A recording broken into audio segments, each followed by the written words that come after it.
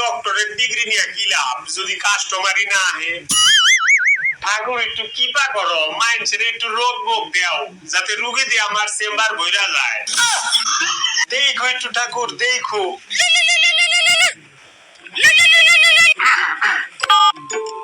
Hello,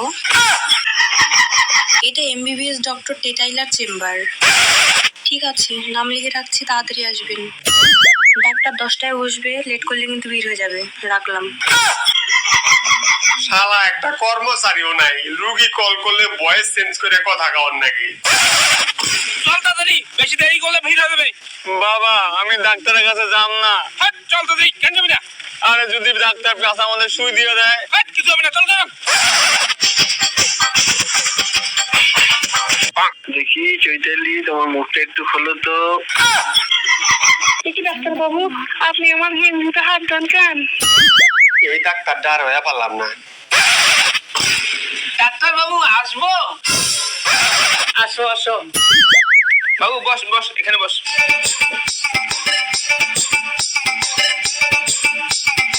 বলো কি হয়েছে?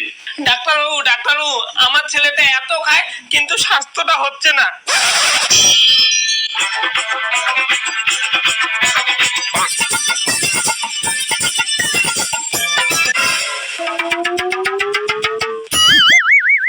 তোমার বেটা কি করে? স্টুডেন্ট, পড়াশোনা করে। রাত্রে কার নগে ঘুমায়? একাই ঘুমায়।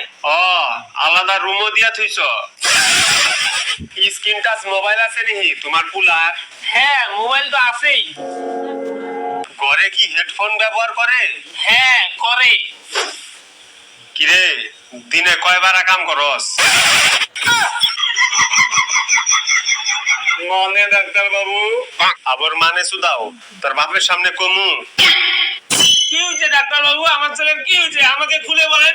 আরে খারাও, অত উত্তেজিত হয়েও না।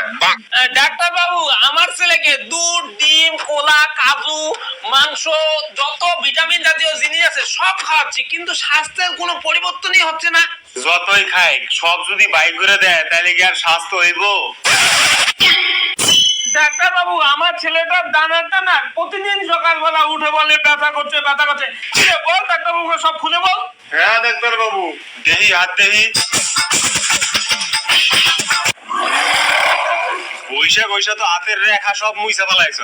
তোর হাত ব্যথা হইব না তো পাও ব্যথা হইব? কি হয়েছে ডাক্তার বাবু, খুলে বলেন, কিভাবে আমার ছেলেটার স্বাস্থ্য ভালো হবে? তোমার পুলার গেরা যদি না কমে তাহলে যতই ঘি মধু আর ছানা খাওয়া নাকি নিকা কোনো লাভ হইব না।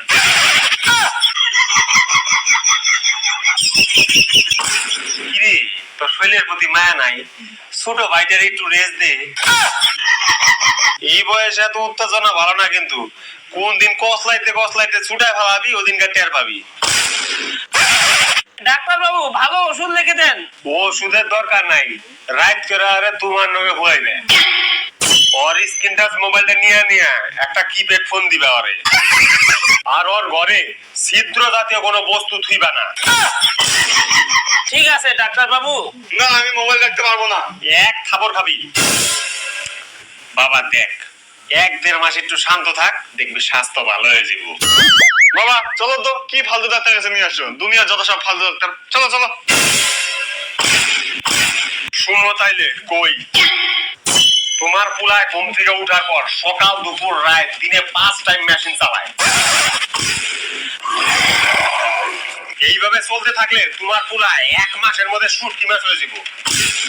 যত তাড়াতাড়ি পারো তোমার এই পুলার জাউরামি স্বভাবটা তাড়াও, না তো তোমার পুলার ফেরেট হয়ে যাব। শালা পাঠা।